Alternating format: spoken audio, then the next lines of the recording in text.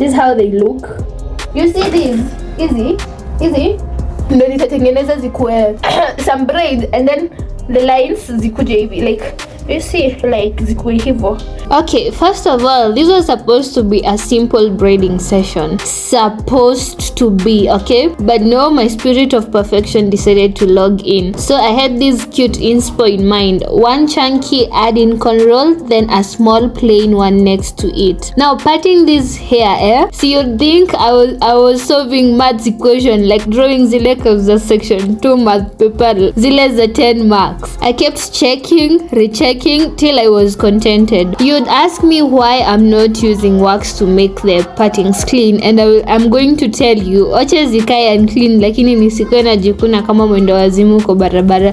Na by the way, sijui kwa nini nasikianga kujikuna nikiwa mahali kuna watu, ama ni ile time yenye my conscience iko awake ndo na realize najikuna. Anyway, I digress. Alafu tell me why uso yangu inakaa ni kama msee amenipiga na ameniforce kujishuka. I thought I would look cute nikijifilm. Niko na mpaka nimeweka lighting.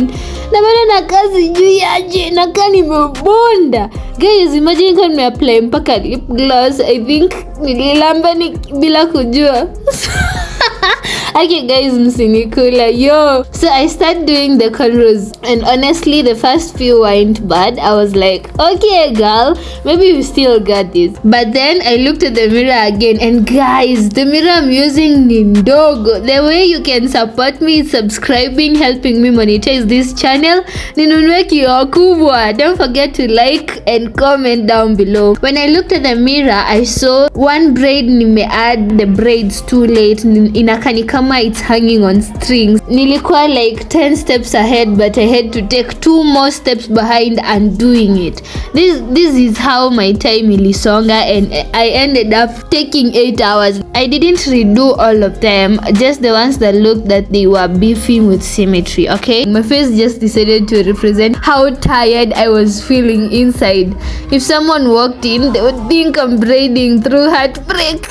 At the back, I went in with knotless twist because why not shake things up, and sometimes balancing the hair ya cornrow uko nyuma, it's one hell of a job. So y'all, this is how inakaa so far. Like, okay, kuna some parts kuko na tu issue, but no ninakaa fiti.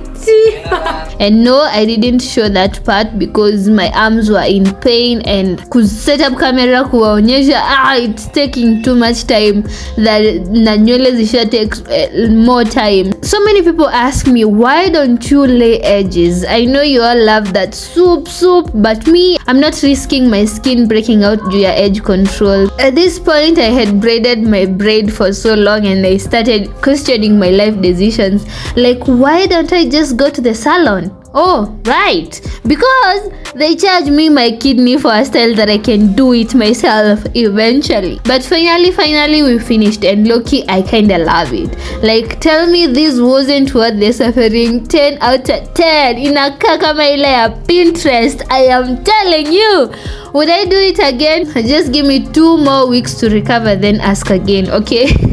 Now here's the fun part, the styles. Since nimeka uto to knotless twist uko nyuma, it's like iko a bit flexible, so I can put in some styles that you can see, and it's giving main character. Hey, sasa if you're wondering, okay girl, you look cute, but how are you gonna take care of that scalp? Because in the previous video you cleaned the hair to kusaidia dandruff nini. How are you going to take care of that scalp? Don't worry, next video I'm showing you how I make my DIY anti-dandruff spray. Simple, natural, affordable, and no, it does not smell like onions. So hit that subscribe button, drop a comment if you've ever redone a braid juu ya perfectionism, and like the video if you enjoyed watching me suffer but slay. See you next time guys. I love you so much.